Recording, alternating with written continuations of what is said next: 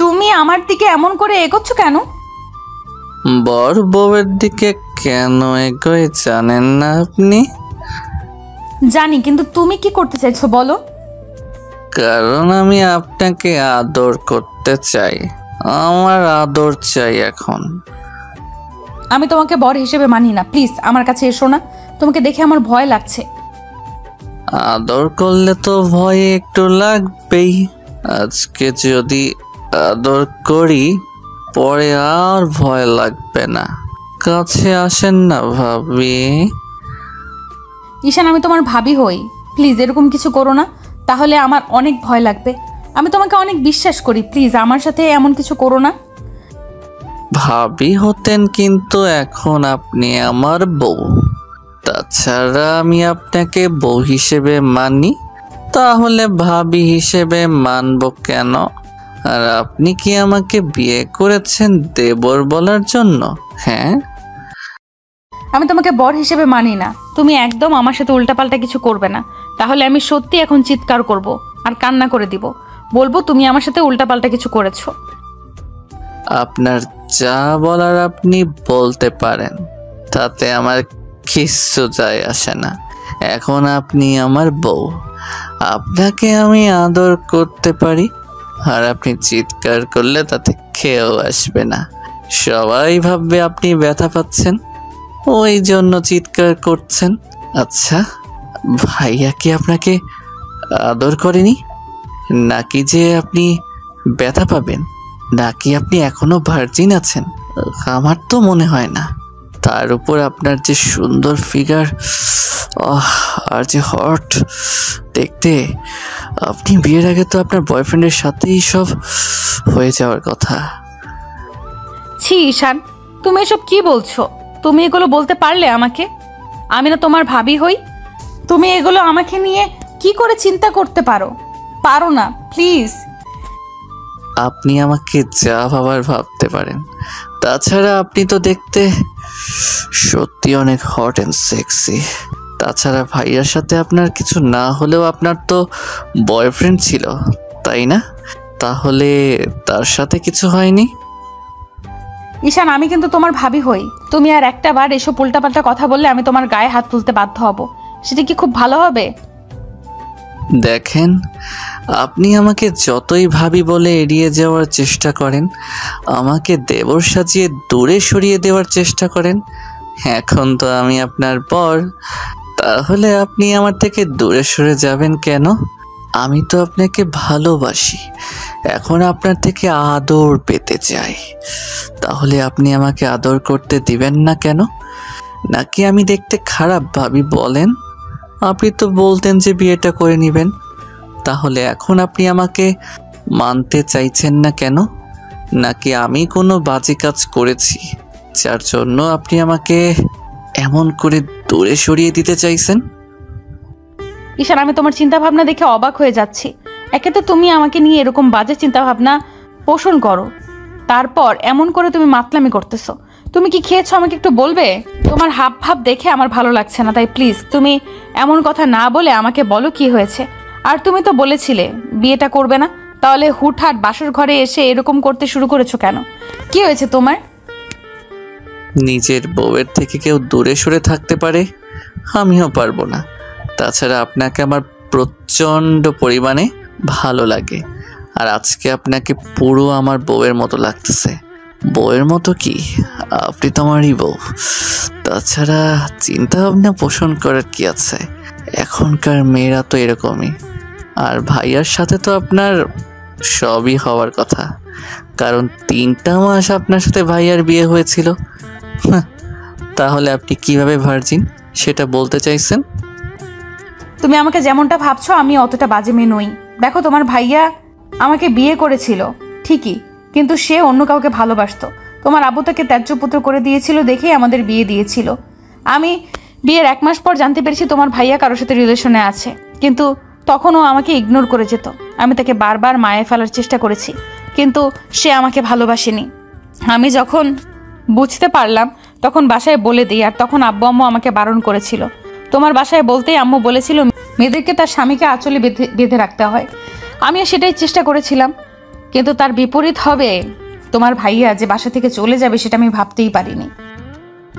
ও, তার মানে আপনি বলতে চাইছেন যে বিয়ের আগে আপনি যাই করেছেন না কেন, না করেছেন, কিন্তু ভাইয়ার সাথে আপনার কিছুই হয়নি, তাই তো? তাতে কি, বিয়ের আগে তো আপনার বয়ফ্রেন্ড ছিল, তাহলে আপনার বয়ফ্রেন্ড আপনাকে আদর করেনি, ভালোবাসেনি? ঈশান, তুমি কিন্তু বাড়াবাড়ি করে ফেলছো। আমি তোমার থেকে সিনিয়র আর তোমার ভাবি, আর ভাবিকে তুমি এসব বাজে বাজে প্রশ্ন করতে পারো না। দেখেন, আপনি এসব উল্টাপাল্টা কাজ করতে পারবেন, আর আমি আপনাকে একটা প্রশ্ন করলেই দোষ। একদম আমার উপর রাগারাগি করবেন না। এখন কিন্তু আমি আপনার বর, আর আপনি কাকে ভাবি বলে দাবি করতে বলছেন? একটা সময় আপনি আমার ভাবি ছিলেন, কিন্তু আমি আপনার দেবর থাকলেও এখন আপনাকে বউ হিসেবে মানি আর আদর করতে চাই। ওই জন্যই বাসর ঘরে এসেছি। আপনি কিন্তু আমাকে আজকে আদর করতে দিবেন। অনেক ভালোবাসবো আপনাকে আজকে। আচ্ছা ঠিক আছে, তুমি যখন বিশ্বাস করতে চাইছো না, তাহলে তোমাকে আমি আমার এক্স বয়ফ্রেন্ডের সাথে কথা বলিয়ে দিব, আর তুমি আমার ফ্রেন্ডগুলোর কাছে শুনবে। আমি ওদের কাছে সবই শেয়ার করতাম, আর যদি তোমার সন্দেহ হয় তাহলে তুমি সেটা চেক করে দেখতে পারো। আর তাছাড়া আমার কোনো ইন্টেনশন ছিল না বিয়ের আগে কারোর সাথে এরকম কিছু করার। আমার বয়ফ্রেন্ড আমাকে অনেকবার বলেছিল, তাই আমি ওর সাথে ব্রেকআপ করে দিয়েছি। আর এখন তুমি যে আমাকে এমন করে সন্দেহ করবে, আমি সেটা ভাবতেই পারিনি। তুমি আজকে যাকে বিয়ে করেছো না, সে এখনো পিওর ভার্জিন আছে। তুমি সেটা বিশ্বাস করো বা নাই করো। তাহলে তো হয়েই গেল। আমি যেমন বউটা চাইছিলাম তেমনটাই পেয়েছি। তারপরও ভয় পেয়ে গেছিলাম যে ভাইয়া তো আপনার সাথে সব করে নিয়েছে, কিন্তু আমার বিশ্বাস হচ্ছিল না যে ভাইয়া আপনার সাথে কিছু করতে পারে, কারণ ওই মেয়েটার সাথে ভাইয়ার বিয়ের আগে সব কিছু হয়ে গেছিল। সেটা আমি কয়েকটা দিন আগেই জানতে পারলাম। আর ওই মেয়েটা এখন প্রেগনেন্ট। ভাইয়া ওকে নিয়ে দেশের বাইরে চলে গেছে। যাওয়ার আগে আমার সাথে কথা হয়েছিল। ভাইয়া বলেছিল আব্বু আম্মুকে বোঝাতে, আর না হলে আপনাকে বিয়ে করে নিতে। আমি মানতে পারছিলাম না। ভাইয়ার উপর অনেকটা রাগ করেছিলাম। ভাইয়া আমাকে অনেক রিকোয়েস্ট করেছিল, কারণ ওই মেয়েটা নাকি সুইসাইড করার চেষ্টা করেছিল, বলেই ভাইয়া এটা করতে বাধ্য হয়েছে। এখন আপনি যদি আমাকে মেনে না নেন, তাহলে আমি আর কি করব বলেন? কি করবে মানে? তুমি আমার থেকে দূরে সরে থাকার চেষ্টা করবে, আমার থেকে অনেক দূরে যাবে। আমি তোমাকে কখনোই বর হিসেবে মানবো না, তোমাকে ভালোবাসতে পারবো না। পাগল নাকি পায়জামা, যে আমি আমার বউকে ছেড়ে দূরে থাকবো? কখনো না। 22টা বছর দেরি করে বউ পেয়েছি, তার উপর বউকে দূরে সরিয়ে রাখবো কখনো? কেন? আমি তো প্রথমে আপনাকে মানতে চাইছিলাম না, কিন্তু আব্বু আম্মুকে অনেক বুঝিয়েছে, আমার বোনটা আমাকে অনেক বুঝিয়েছে। বলেছে বউকে আদর করতে হয়, ভালোবাসতে হয়, তাহলে সে লাইনে আসবে। দেখেন, আপনি যেমনই হন, আমি আপনাকে বিয়ে করেছি ভালোবাসার জন্য, তাই প্লিজ আমাকে দূরে সরিয়ে দিবেন না। কিন্তু ঈশান, আমি তোমাকে ভালোবাসতে পারবো না। তুমি খুব ভালো করেই জানো তোমার ভাইয়ার সাথে আমার বিয়ে হয়েছিল, আর যে ছেলেটাকে আমি নিজের ছোট ভাইয়ের মতো ভেবে আসছি, তাকে কি করে নিজের স্বামীর জায়গাটা দিব বলো? তুমি এত সহজে পাল্টি খেলে কি করে? তুমি না বলতে যে তুমি আমাকে বিয়ে করবে না, তাহলে এখন আবার এরকমভাবে উল্টাপাল্টা কথা বলছো কেন? তুমি কি খেয়ে এসেছো সেটা বলো তো। আপনার যা ভাবার আপনি ভাবতে পারেন। আমি আজকে আপনার প্রেমে পাগল হয়ে গেছি, প্রেমে মাতাল হয়ে গেছি। আপনার আদর আমার চাই, আপনাকে আমি কাছে পেতে চাই, অনেক বেশি ভালোবাসতে চাই। প্লিজ আমাকে আটকাবেন না, না হলে আমাকে জোর করে সবটা করতে হবে। আর আটকাবেন কি, আজকে আপনি চাইলেও আমাকে আটকাতে পারবেন না, তাহলে সেটা আপনার জন্য খুব খারাপ হবে। আমি জোর করে আপনাকে আদর করব, ভালোবাসবো। তুমি আমার সাথে এমনটা করতে পারো না, আমি তোমাকে খুব ভালো ছেলে বলেই জানি। আর তুমি যদি এরকমটা করো, তোমার উপর যতটুকু বিশ্বাস আমার আছে, তাহলে সেইটুকু বিশ্বাস হারিয়ে যাবে। আমি তো এটাই বুঝতে পারছি না যে আপনার আমার উপর থেকে বিশ্বাসটা হারিয়ে যাবে কেন? আমি না এখন আপনার স্বামী, আমি আপনাকে আদর করতেই পারি। তাছাড়া আমি তো আপনাকে ভালোবেসে ফেলছি। আপনি জানেন না, আপনাকে প্রচণ্ড পরিমাণে আমার কাছে পেতে ইচ্ছা করছে। প্লিজ একটু কাছে আসেন না, এভাবে আটকে দিয়েন না আমাকে। তোমাকে আর কত বোঝাতে হবে যে আমি এটা করতে পারবো না? তুমি খুব ভালো করেই জানো যে আমি তোমাকে ছোট ভাইয়ের মতো দেখি। আমাদের মাঝে দেবর আর ভাবির সম্পর্ক, তোমার আর আমার মাঝে। তাহলে তুমি কি করে বলতে পারছো এরকম কথা? তুমি কেন বুঝতে চাইছো না যে আমি তোমাকে কখনোই স্বামীর অধিকারটা দিতে পারবো না? তুমি শুধু শুধু পাগলামি করে আমাকে বিয়েটাই করলে। তোমাকে আমি বোঝাতেই পারলাম না এসব সম্ভব না ঈশান। বারবার এসব কথা বলে আমাকে রাগিয়ে দিয়েন না প্লিজ। তারপর উল্টাপাল্টা কিছু একটা করে ফেললে তখন কিন্তু আপনারই খারাপ লাগবে।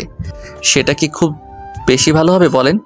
আমি জানি আপনার কোথাও কোনো রিলেশন ছিল না, তাহলে কেন আমাকে স্বামী হিসেবে মেনে নিতে পারবেন না বলেন?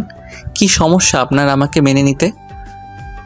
বললামই তো তোমার আমার মাঝে দেবরভাবের সম্পর্ক ছিল, তাহলে কি করে মেনে নেব তোমাকে? আমি তো বলেই দিলাম এইসব মেনে নেওয়া সম্ভব না। তারপরেও তুমি কেন বুঝতে চাইছো না? তুমি বুঝতে পারছো না আমি তোমাকে ভালোবাসতে পারবো না, আর না তোমাকে নিজের সাথে মিশিয়ে নিতে পারবো। শুধু শুধু তুমি এই বিয়েটা করলে আর আমাকে এরকম একটা বাজে পরিস্থিতির মুখে ফেললে। তার মানে আপনি আমাকে কাছে পেতে চান না? আচ্ছা, ভাইয়ার মতো আমিও যদি আপনার থেকে হারিয়ে যাই তাহলে তখন কি করবেন আপনি? ঈশানের মুখে এমন কথা শুনে আদ্রিতা অসহায়ভাবে ওর মুখের দিকে তাকিয়ে রইল। আদ্রিতার মুখটা নিমেষের মধ্যে কালো হয়ে গেছে। ঈশান বুঝতে পারলো আদ্রিতার ভেতরে একটা খারাপ লাগা কাজ করছে। এমনিতেই প্রথমবার ভাইয়াকে বিয়ে করার পর যখন ওর ভাইয়া ওদেরকে ছেড়ে চলে গেছে তখন আদ্রিতা অনেকটা আপসেট ছিল, অনেক কান্নাকাটি করেছিল। আদ্রিতার মুখটা কালো দেখে ঈশান বলতে লাগলো, সামান্য একটু কথাটা সহ্য করতে পারলেন না?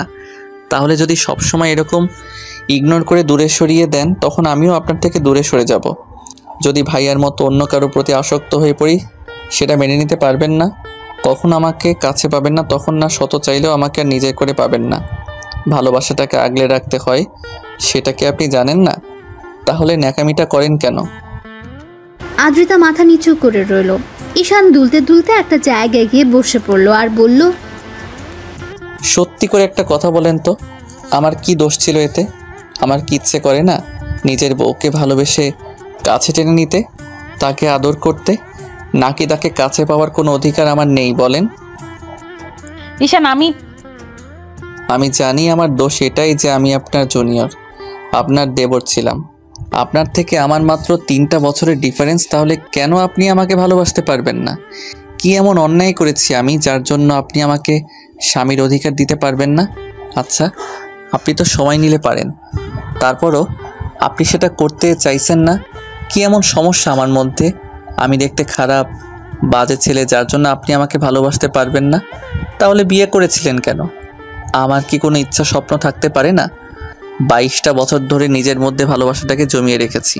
কখনো কাউকে ভালোবাসিনি শুধু বউকে ভালোবাসবো বলে। আর এমন একজনকে বিয়ে করলাম যে কিনা কিছুদিন আগেও আমার ভাইয়ার বউ ছিল। আর ভাইয়া এরকম একটা পরিস্থিতিতে ফেলে তার বউকে আমাকে বিয়ে করতে বাধ্য করলো। এই দোষটা কি আমার বলেন? আমি তো পরিস্থিতিটাকে মেনে নিয়েছিলাম, ভাগ্যটাকে মেনে নিয়ে আপনার সাথে সবটা নতুন করে সাজানোর চেষ্টা করেছিলাম। আপনি কি করলেন? আমার সবটা ভেঙে দিলেন। আমি বাসর ঘরে আসতেই আপনি আমাকে এমন রিজেক্ট করলেন। আসলে ভালোবাসাটা আমার জন্য না।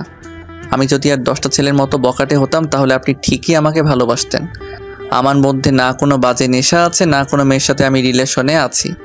আসলে কি বলেন তো, আমি না এখন আপনার থেকে কোনো কেন জানি দূরেই থাকতে পারছি না, আর আপনি আমাকে এমন করে দূরে সরিয়ে দিচ্ছেন। প্লিজ ঈশান এগুলো বলো না, আমি এগুলো শুনতে পারছি না। প্লিজ এসব বলো না। আজকে এগুলো আপনাকে শুনতেই হবে। আপনি যদি আমাকে বিয়েটা নাই করবেন তাহলে কালকে রাতেও আমাকে বলতে পারতেন আমি বিয়েটা করতাম না। সেটা না করে ঢং দেখিয়ে বিয়েটা করলেন, কিন্তু এখন আমাকে মানতে পারবেন না বলছেন। আমার কি কোনো ইচ্ছা স্বপ্ন নেই, নাকি আমার স্ত্রীর কাছ থেকে আমার কোনো চাহিদা থাকতে পারে না বলেন? ছি, তোমার চিন্তা ভাবনা এতটা বাজে। তুমি এসব চিন্তা আমাকে নিয়ে করতে পারো কি করে ঈশান? হ্যাঁ জানি আমি বাজে, আমি ফাজিল একটা ছেলে, ওই জন্য কেউ আমাকে কখনো ভালোবাসেনি। আমার চেহারাটা বাজে, ওই জন্য আপনি আমাকে ভালোবাসতে চাইছেন না তো। কিন্তু দেখবেন একটা সময় আপনি নিজে থেকে আমাকে ভালোবাসতে চাইবেন, তখন না অনেক বেশি দেরি হয়ে যাবে। হয়তো দূরে কোথাও হারিয়ে যাব, না হলে অন্য কারো মায়ায় পড়ে যাব। আমি আর এইভাবে নিজেকে কষ্ট দিব না। অনেক নিজের ভালোবাসাটাকে নিজের মধ্যে জমিয়ে রেখেছি, তারপরও কারো মাঝে সেটা বিলিয়ে দেইনি শুধু বউকে ভালোবাসবো বলে। আর আজকে বাসর ঘরে আসার পর আপনি এমন কিছু বললেন, এসব কথা শোনার পর মনে হচ্ছে এই বিয়েটা না করাটাই আমার জন্য শ্রেয় ছিল। ঈশানের এরকম কথা শুনে আদ্রিতা ফ্যাল ফ্যাল করে ওর মুখের দিকে তাকিয়ে রইল। আদ্রিতা বুঝতে পারছে ঈশান ওর কথাগুলো শোনার পর কতটা কষ্ট পেয়েছে, যার জন্য সব কথা বারবার বলেই যাচ্ছে। ঈশান জানে আদ্রিতা এত সহজে কাছে আসতে দেবে না, না ওকে আদর করতে দেবে, যার জন্য ঈশানের প্রচণ্ড পরিমাণে রাগও হচ্ছিল। তার উপর ঈশান এরকম একটা নেশার ওষুধ খেয়েছে যার জন্য ওর ভেতর খুব উত্তেজনা কাজ করছে। ঈশান একটা নেশার দৃষ্টিতে আদ্রিতার দিকে তাকিয়ে আছে, আর যদি ওকে বারণ করে চলেছে তাই ঈশান বেশ কিছুক্ষণ ওর দিকে তাকিয়ে রইল। তারপর একটা সময় ওর অনেকটা কাছে চলে গেল। আদ্রিতা পেছাতে পেছাতে দেয়ালের সাথে ঠেকে গেল। ঈশান আদ্রিতাকে জোর করে কাছে টেনে নেয়। আদ্রিতা একদম ভয় পেয়ে চুপসে গেছে। ঈশান আলতো করে ওর ঠোঁটের উপর আঙ্গুল দিয়ে স্লাইড করে বলল, কোনো কথা নেই, আজকে রাতে শুধু আমি আর আপনি, আপনি আর আমি দুজন দুজনকে ভালোবাসবো। আপনি তো ভাইয়ার আদর পাননি, আজকে দেখবেন আমি আপনাকে কত ভালোভাবে আদর করে দিই। আপনার ভালো লাগবে, প্লিজ আমাকে আটকাবেন না। আর আমি তো আপনার স্বামী, কি করে আটকাবেন আমাকে? আমি জানি আপনি কখনো আমাকে আটকাবেন না। হ্যাঁ, এটা ঠিক যে মেনে নিতে সমস্যা হবে, তারপরও আজকে আদর করে দেখেন, আপনি আমাকে ভালোবাসতে শুরু করবেন। ঈশান প্লিজ আমার সাথে এমন করো না। তুমি জানো আমি তোমার ভাইয়ার বউ ছিলাম, তাহলে তুমি কেন আমার সাথে এমন মিসবিহেভ করছো? তুমি আমাকে একটু সময় দিবে না প্লিজ? এরকমটা করো না, আমি জানি তুমি এমনটা কখনো করবে না। কেন করব না? নিজের বউয়ের সাথে না করলে কার সাথে করব? আর আপনি বারবার ভাইয়ার কথা বলছেন। আপনি তো ভাইয়াকে ভালোবাসতেন না, ভাইয়ার ভালোবাসা পাননি। রিসেন্টলি আপনার ব্রেকআপ হয়েছিল, এই জন্য ভাইয়াকে জোরও করেননি আপনার সাথে কিছু করার জন্য। তাহলে আপনি তো আমাকে ভাইয়ার সাথে ডিভোর্স হয়ে যাওয়ার পরেও আপনি কোনো ভালোবাসতে পারবেন না বলেন? ঈশানের কথাগুলোতে আদ্রিতার দিকে কেমন চুপচাপ হয়ে গেল। ওর বলার মতো আর কিছুই নেই। এবার ঈশান ওর ঠোঁট জোড়া আলতো করে আদ্রিতার কপালে ছোঁয়ালো। আদ্রিতা চোখ জোড়া বন্ধ করে নিল। ঈশান ওর সারা মুখে কিস করতে লাগলো, যার জন্য আদ্রিতা ওকে আটকানোর চেষ্টা করলো। ঈশান ওর হাতগুলো পেছনের দিকে নিয়ে আটকে দিয়ে তারপর এক হাতে ওর মুখের পাশে রেখে তারপর ওর ঠোঁট জোড়া দখল করে নিল। আদ্রিতা কোনো উপায় না পেয়ে একদম জড়সড় হয়ে গেল। আজকে প্রথম কোনো পুরুষের স্পর্শ আদ্রিতার ঠোঁটে পড়ল। ওর শরীরের মধ্যে যেন এক প্রকার কারেন্ট বয়ে গেল। ও একদম পাথরের মতো দাঁড়িয়ে আছে। ঈশান ওর ঠোঁটে পাগলের মতো কেস করতে শুরু করলো। আদ্রিতার নিঃশ্বাস ভারী হয়ে আসছে। ও জানতো না এমন করে ঈশান ওকে স্পর্শ করতে শুরু করবে। ঈশানের আব্বু আম্মু আদ্রিতাকে অনেক বুঝিয়েছে আর আদ্রিতাকে বিয়ে করে নিতে বলেছে। আর আদ্রিতা ওর ভাবি হলেও দেখতে অসম্ভব সুন্দরী। তার উপর রিসেন্টলি কয়েকদিন আগে ঈশানের ভাইয়া অন্য একটা মেয়ের সাথে পালিয়ে গেছে।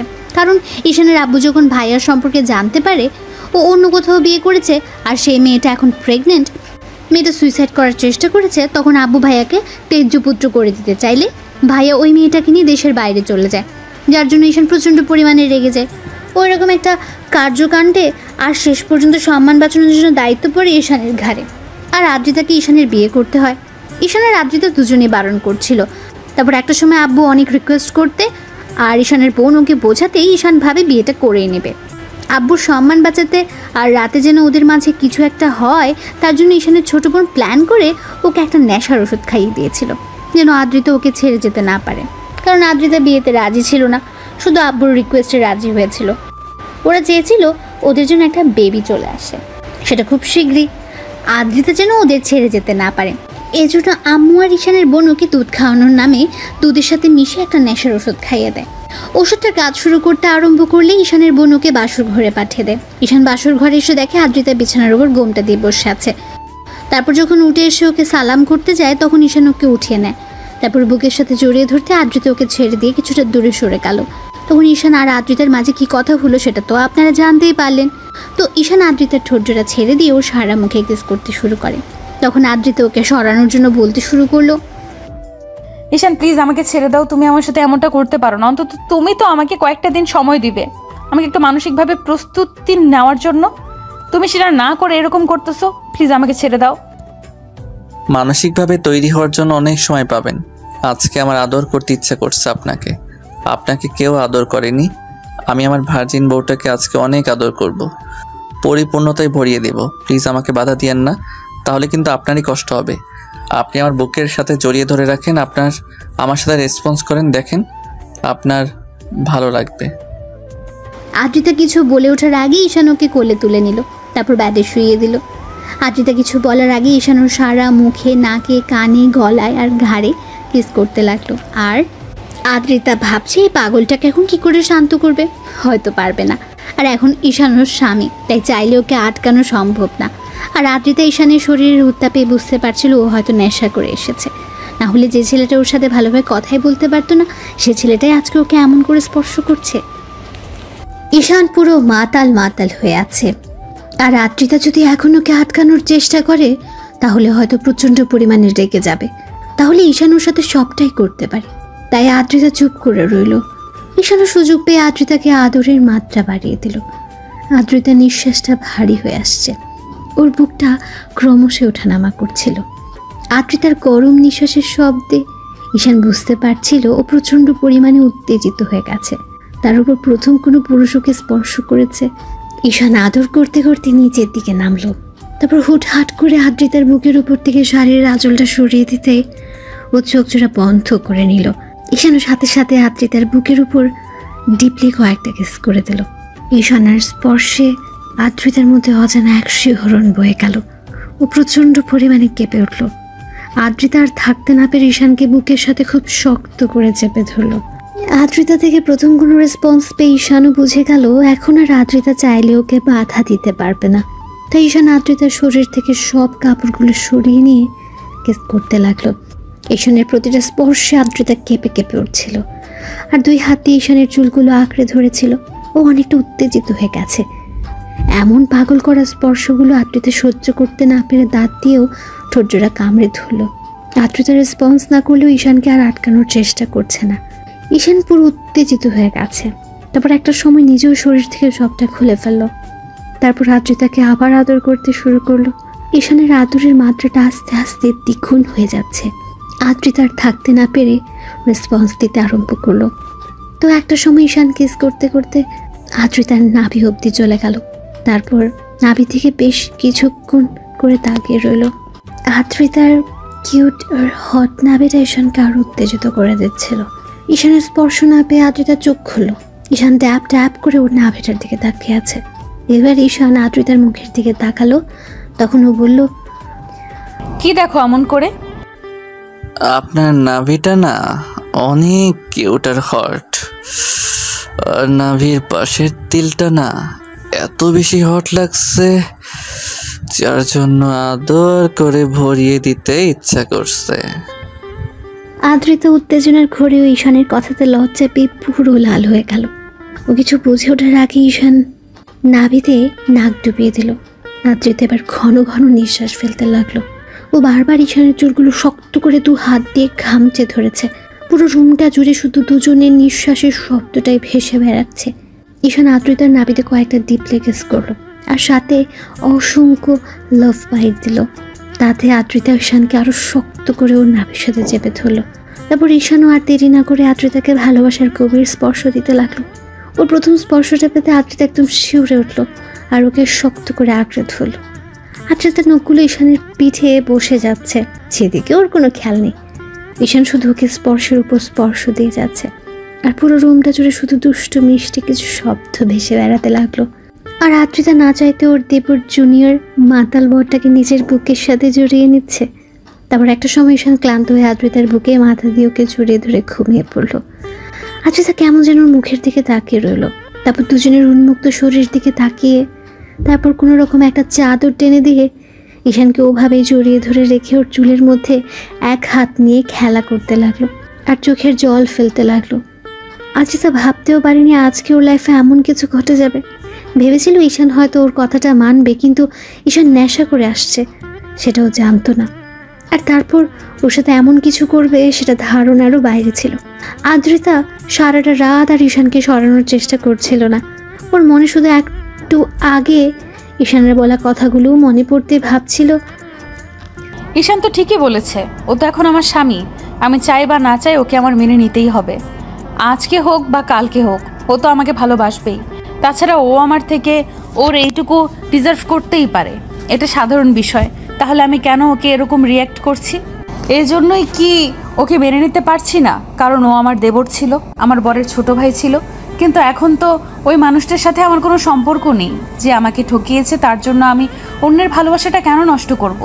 যে আমাকে কষ্ট দিয়েছে তার দেওয়া কষ্টটা আমি আরেকজনকে কেন দেব? হ্যাঁ, ওকে হয়তো মেনে নিতে কষ্ট হবে, কিন্তু আজকে ও যেটা জোরপূর্বক করেছে এটা না করলে বুঝতেই পারতাম না। স্বামী স্ত্রীর মাঝে এত ভালো মুহূর্ত থাকতেই পারে। তাছাড়া একটা স্বামী তার বউকে এরকম করে ভালোবাসতে পারে।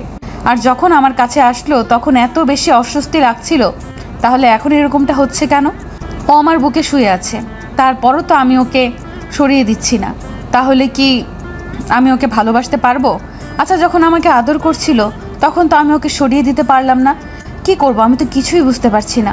ওকে ভালোবাসতে পারবো নাকি দূরে সরিয়ে দিব? তাছাড়া ও এখন আমার স্বামী, আমি কি করে ওকে দূরে সরিয়ে দিব? তার উপর আব্বু আম্মু আমাকে এত বেশি ভালোবাসে, নিজের মেয়ে ভাবে। আমি কি ওকে কষ্ট দিব? যার জন্য এরকম একটা পরিস্থিতিতেও এই বাড়িতে আবারও দ্বিতীয়বার বউ করে এনেছে। তাহলে কেন আমি ওকে মেনে নিতে পারবো না?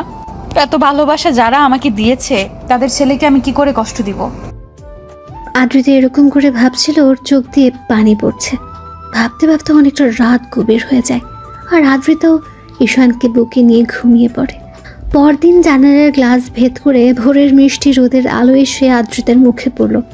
আদ্রিতার ঘুমটা ভেঙে গেল। ও চোখ জোড়া খুলতে বুকের উপর কিছু ভারী একটা অনুভব করলো। দেখলো ওকে খুব শক্ত করে জড়িয়ে ধরেছে, আর বাচ্চাদের মতো ওর বুকে মুখ গুজে আছে। আদ্রিতার মুখে আপনা আপনি একটা হাসি ফুটে উঠল। আবার পরক্ষণে কালকে রাতের কথা ভাবতে ওর হাসি মাখা মুখটা লজ্জায় একদম লাল হয়ে গেল। খেয়াল করলো ঈশান ওকে এত শক্ত করে জড়িয়ে ধরে রেখেছে, যার জন্য মনে হচ্ছে ওর বুকের মধ্যেই ঢুকে যাবে। আদ্রিতা কিছুক্ষণ ওর মুখের দিকে তাকিয়ে রইল। আদ্রিতা বারবার কালকে রাতের কথা ভেবে লজ্জায় পুরো লাল হয়ে যাচ্ছিল, কারণ কালকে রাতে ঈশান ওকে এত এত বেশি আদর করেছে, যেটা আদ্রিতার কল্পনাতেও ছিল না। ঈশান ওকে এত বেশি গভীরভাবে স্পর্শ করেছিল যে মুহূর্তটাকে আদ্রিতা কখনোই ভুলতে পারবে না। আদ্রিতা খেয়াল করলো ঈশানের পুরো মুখে আর সারা শরীরে লিপস্টিকের অসংখ্য ছাপ, যেটা দেখে ওর বুঝতে বাকি রইল না কালকে রাতে কি একটা কাজ করে ফেলেছে। সাথে সাথে ওর মুখটা লজ্জায় লাল হয়ে যাচ্ছে। এবার আদ্রিতা নিজে নিজে বলতে আরম্ভ করলো, ইস, এগুলো কখন করলাম? এগুলো যদি এই পিচ্চিটা দেখে তাহলে তো ও পুরো লজ্জায় ফেলে দিবে। ও তো প্রশ্নের উপর প্রশ্ন করেই চলবে, বলবে আমি ওকে ভালোবাসি না, তাহলে ও আমাকে স্পর্শ করলে তখন ওকে আটকে দিলাম না কেন? এইসব বলে বলে তো পিচ্চিটা আমাকে লজ্জায় পুরো শেষ করে দিবে। কি করে পারলাম আমি এমন একটা কাজ করতে? আদ্রিতা কথাগুলো ভাবছে আর লজ্জা মাখা হাসি দিচ্ছে। আবার পরক্ষণে ওদের কয়েকদিন আগেরকার সম্পর্কের কথাটা ভেবে মুখটা কালো হয়ে গেল। আর কালকে রাতে ঈশান যে ওকে জোরপূর্বক কাছে টেনে নিয়েছে সেটা ভেবে আদ্রিতা কিছুক্ষণ চুপ করে রইল। ঈশান ঘুমিয়ে আছে, আর আদ্রিতার মনে হলো এখন ফ্রেশ হওয়া দরকার। প্রায় 8টা বেজে যাচ্ছে, কিন্তু পিচ্চিটা ওকে ছাড়ছে না। তাই আদ্রিতা ঈশানকে একটু ধাক্কা দিয়ে ডাকতে লাগলো, ঈশান, এই ঈশান ওঠো, অনেক বেলা হয়ে গেছে, এখন ছাড়ো আমাকে। আদ্রিতার ডাকাডাকিতে ঈশান তো উঠলোই না, বরং ওকে একটু ধাক্কা দিতে ঈশান চোখ মুখ কুঁচকে ওকে আরো শক্ত করে জড়িয়ে ধরলো। ঈশানের এমন কর্মকাণ্ডে আদ্রিতা এবার ফিক করে হেসে দিল। ঈশানের মুখটা একদম বাচ্চাদের মতো লাগছিল, তার উপর লিপস্টিকের অসংখ্য ছাপে মুখটা পুরো লাল হয়ে আছে। আদ্রিতা বারবার ওকে ডাকতে লাগলো। তখন ঈশান বলতে আরম্ভ করলো, আম্মু যাও তো, আমাকে একটু ঘুমাতে দাও না, আমার অনেক ভালো লাগছে এভাবে ঘুমাতে। এই ফাজিল, আমি তোমার আম্মু না, তোমার ভাবি।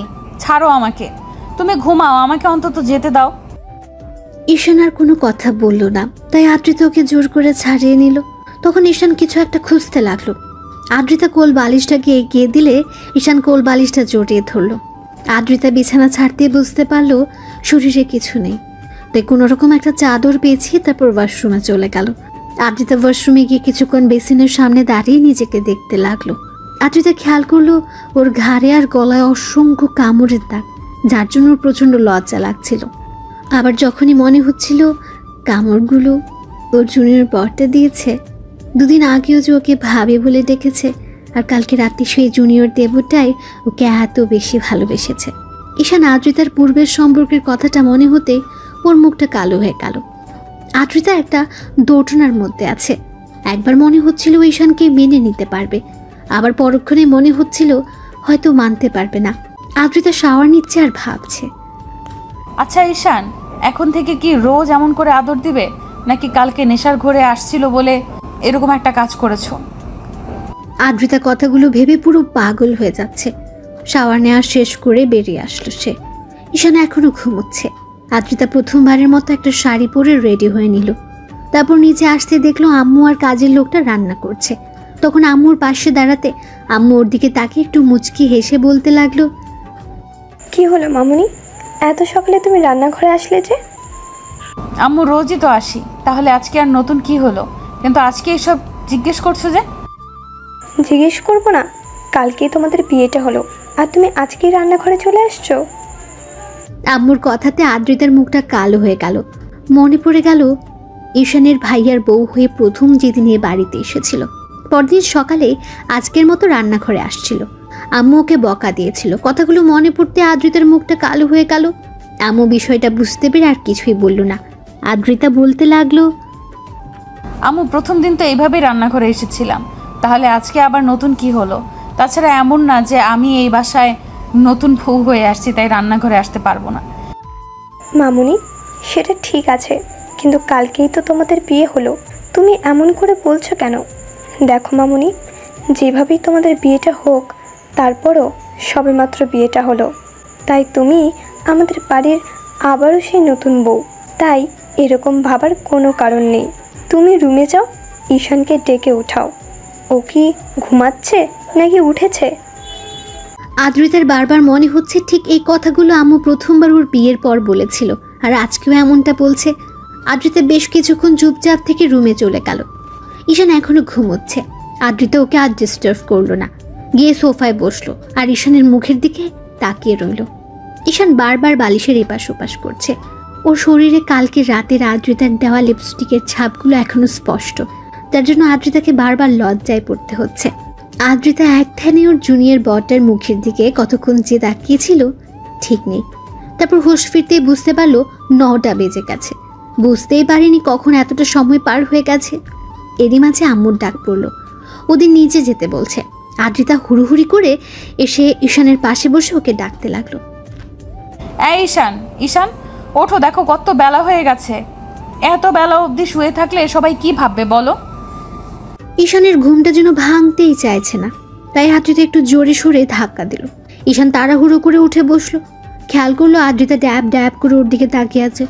ঈশান কিছু বুঝে ওঠার আগে আদ্রিতা বলতে লাগলো, কি সমস্যা কি তোমার? সে কখন থেকে ডাকছি, উঠছই না, কি হয়েছে দেখি? কি হবে মানে, একটু কি ঘুমাতেও দিবেন না? আমি এই বেডে কেন, আর আপনি এখানে কি করছেন? হ্যাঁ, এখন তো ভুলে যাবেই। অন্তত এইটুকু তো মনে আছে কালকে আমাদের বিয়ে হয়েছে, নাকি এখন আবার আমাকে ভাবি বলে ডাকবে? আদ্রিতার দ্বারা এরকম কথাতে ঈশানের মনে পড়তে লাগলো কালকে তো ওদের বিয়ে হয়েছে। তারপর বিয়ের পর থেকে রাতে বাসর ঘরে আসা পর্যন্ত কি হয়েছিল সবই মনে পড়তে লাগলো। এখনও ঈশানের মাথাটা ঝিমঝিম করছে। বেশ কিছুক্ষণ ওর ভাবি বউয়ের মুখের দিকে তাকিয়ে রইল। আদ্রিতা রাগী মুড নিয়ে বলতে লাগলো, কাল রাতে অনেক নাটক দেখিয়েছো, এখন আর কোনো নাটক দেখাতে হবে না। উঠো, যাও গোসল করে আসো, আম্মু আমাদের নিচে যেতে বলেছে। কেন গোসল করতে হবে কেন? ঢং না দেখিয়ে একবার ওয়াশরুমে গিয়ে নিজেকে আয়নায় দেখো, বুঝতে পারবে কেন গোসল করতে হবে। আদ্রিতার কথা বলে মুচকি হাসলো। তখন ঈশান নিজের শরীরের দিকে তাকালো, আর যেটা দেখলো সেটা দেখার জন্য মোটেও প্রস্তুত ছিল না।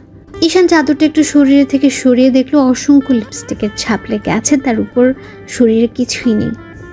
ঈশান সাথে সাথে চাদর দিয়ে নিজেকে ঢেকে ফেলল। আদ্রিতা আবারও একটা ডেভিল হাসি দিতে ঈশান দৌড়ে ওয়াশরুমে ঢুকে গেল। তারপর ভ্যাসিনের সামনে দাঁড়িয়ে খেয়াল করলো ওর পুরো শরীরে লিপস্টিকের অসংখ্য ছাপ। ও পুরো লাল হয়ে আছে। ঈশান বলতে আরম্ভ করলো, আল্লাহ, কালকে রাতে কি একটা কাজ করে ফেলেছি। এসব কখন করলাম আমি? আর উনি বা আমার কাছে আসলো কখন?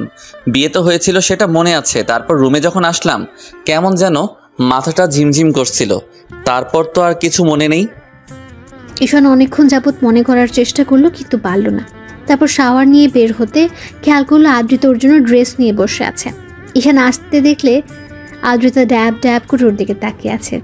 ঈশান নিজের দিকে খেয়াল করলো ওর বুকের লোমগুলো থেকে পানি পড়ছে, যার জন্য আদ্রিতা ঘোর লাগা দৃষ্টিতে ওর দিকে তাকিয়ে আছে। ঈশান একটু লজ্জা পেয়ে গেল আর বলতে আরম্ভ করলো, কি দেখেন এমন করে? কি আর দেখবো, কালকে রাত্রি তো সবটাই দেখে নিয়েছি, আর তুমিও সবটাই দেখে নিয়েছো। এখন আবার নতুন করে কি দেখার আছে? মানে কি বোঝাতে চাইছেন কি আপনি? আমি কিন্তু কিছু করিনি। তুমিই করেছো, এখন নাটক করো না তো।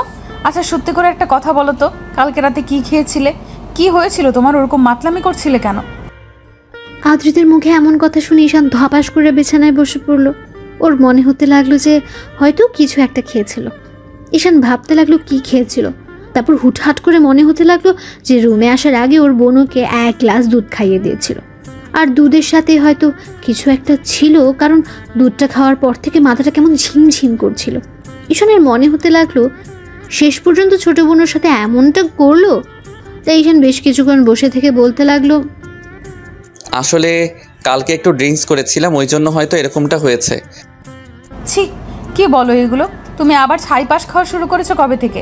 দেখো, কালকে যেটা করেছো ভুলেও কিন্তু আর এইসব খেয়ে আমার কাছে আসবে না। আদ্রিতা কথাগুলো রাগে মুড নিয়েই বলল, যার জন্য ঈশানের হুটহাট করে মনে হলো কালকে রাতে হয়তো ওদের মাঝে কিছু একটা হয়েছে।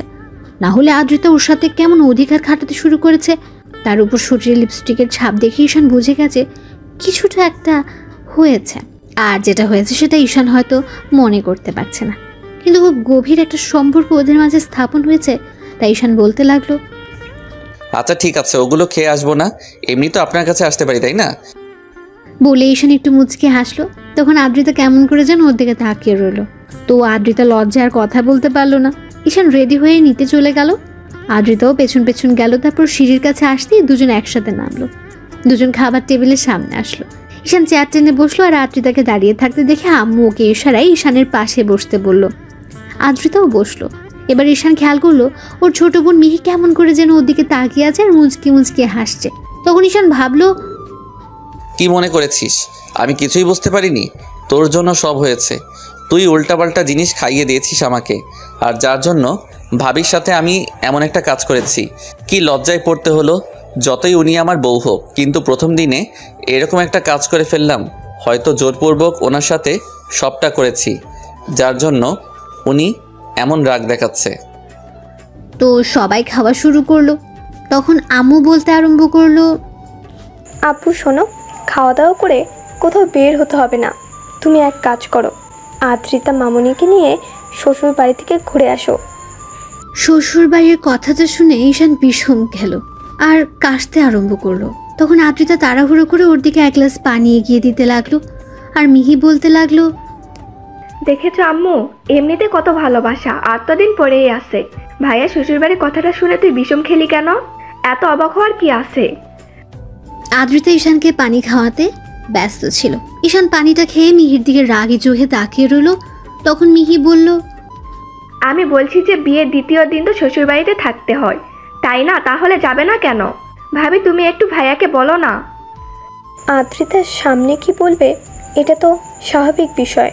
বিয়েটা যেভাবেই হোক, এখন তো ওটাই ঈশানের শ্বশুর বাড়ি, তাহলে যাবে না কেন? অবশ্যই যাবে। ওগো, তুমি বলো না কেন? তোমার ছেলে কিন্তু আমার কথা শুনবে না। যাবে না মানে 100 বার যাবে। আর আব্বু এখন বাসা থেকে বের হবে না। আমি খুব ভালো করে জানি বিয়ের জন্য তুমি এই কয়দিন বাসা থেকে বের হওনি, যার জন্য আশফাশ করছো। খাওয়া দাওয়া করেই হয়তো বেরোনোর চিন্তা ভাবনা নিয়েছো। কোথাও বেরোতে হবে না। কয়েকদিন আদ্রিতা মামুনিকে সময় দাও, ওদের বাসা থেকে ঘুরে আসো, তারপর অফিসের কাজটা দেখতে শুরু করবে। আব্বু অফিসের কাজ, তাও আবার আমি না করলে হয় না? এখনও তো পড়ালেখাটাই শেষ করতে পারলাম না। দেখো আব্বু, লেখাপড়া শেষ করতে পারোনি তাতে কি? এখন তো তোমাকে এসব দায়িত্ব নিতেই হবে। তুমি ছাড়া আর কে আছে বলো দায়িত্ব নেওয়ার মতো? মিহি সবে মাত্র কলেজে পা রাখলো, ওকে কি দায়িত্ব দিব? আর একটা মেয়ে হয়ে এত দায়িত্ব কি করে নিবে? আব্বু আমি তো বলিনি ছোট বোনকে সব দায়িত্ব দিতে। মেয়ে হয়ে কেনই বা এই দায়িত্ব নিবে? তাহলে সেটাই যেন হয়। তোমাকে আব্বু যেটা বলেছে সেটাই শোনো। আর ভাবিকে নিয়ে আজকে ঘুরতে আসবে, কেমন? আমরা খুব শীঘ্রই একটা পুচকে দেখতে চাই যে আমাকে ফুপি বলে ডাকবে। মিহির এরকম বেফাস কথা শুনে ঈশান আবারও কাশতে আরম্ভ করলো। এবার আদ্রিতা লজ্জা পেয়ে দৌড়ে সেখান থেকে চলে গেল। তখন আম্মু বলতে আরম্ভ করলো, ফাজিল মেয়ে, সবার সামনে কিভাবে কথা বলতে হয় সেটা শেখুনি, তাই না? আমি খারাপ আবার কি বললাম? আম্মু তোমাদের কি ইচ্ছা করে না নাতি নাতনির মুখ দেখতে? তোমাদের না হয় ইচ্ছা করে না, কিন্তু আমার তো ফুপি হতে ইচ্ছা করে, তাই না? আম্মু তোমার মেয়েটাকে একটু বোঝাও, কিসব উল্টাপাল্টা কথা বলতে শুরু করে দিয়েছে। ও তো ঠিকই বলেছে, আর কদিন এভাবে থাকবে। বড়টাকে বিয়ে দিলাম, সে যা করলো সেসব এরপর তো ওর প্রতি থেকেই মনই উঠে গেছে। শোনো, বড় ভাইয়ের সাথে আর কোনো যোগাযোগ রাখবে না। আর যদি শুনি ভুলে ওর সাথে কোনো কথা বলছো, তাহলে তোমার কপালে খুব দুঃখ আছে, বলে রাখলাম। ঈশান আব্বুর এমন কথাতে ভাবলো, ওই হারামজাদা যেটা করেছে সেটার পর আর ওকে কখনোই কি আমি ফোন দিব ভেবেছ? ওর জন্য আমাকে বিয়েটা করতে হয়েছে। আর কালকে এই পিচ্চি শয়তানটা আমাকে উল্টাপাল্টা কিছু একটা খাইয়ে ভাবির সাথে কী যে করেছে উনি ভালো জানে। ঈশান খাওয়া দাওয়া শেষ করে আব্বু আম্মুর কথা মতো রুমে আসলো। খেয়াল করলো আদ্রিতা ফোনে কথা বলছে। তখন ঈশান বেশ কিছুক্ষণ ওর দিকে তাকিয়ে থেকে ব্যালকনিতে গিয়ে দাঁড়ালো। মনে হতে লাগলো ওর আব্বু আম্মুর সাথে কথা বলছে। তো ঘন্টাখানিক পর ঈশান রুমে আসতে দেখলো আদ্রিতা কি যেন একটা ভাবছে। তখন ঈশান বসে বলতে লাগলো, আপনার কি মনে হয় বাসায় যেতেই হবে? এখানে মনে হওয়ার কি আছে? আব্বু আম্মু অলরেডি ফোন করে দিয়েছে, বলেছে তোমাকে নিয়ে যেতে। এতে আবার মনে হওয়ার কি আছে? দেখো, আব্বু আম্মুর সামনে কোনো সিন ক্রিয়েট করবে না বা করো না। তাছাড়া বিয়েটা হয়েছে, মেনে নেওয়ার চেষ্টা করো। আদ্রিতার মুখ থেকে এরকম কথা শুনে ঈশান অবাক হয়ে ওদিকে তাকিয়ে রইল। তারপর একটু হেসে বলতে আরম্ভ করলো, এসব আমাকে না বলে নিজেকে বোঝান। আপনি ঠিক থাকলেই সব ঠিক। আমি জানি আপনার মেনে নিতে সমস্যা হবে, সেখানে উল্টো আমাকে বলছেন এগুলো। আপনি কি কখনো আমাকে মন থেকে স্বামী হিসেবে মেনে নিতে পারবেন বলেন? ঈশানের এরকম কথাতে আদ্রিতা মাথা নিচু করে নিল। তাই ঈশান আর ওকে বিব্রত করলো না।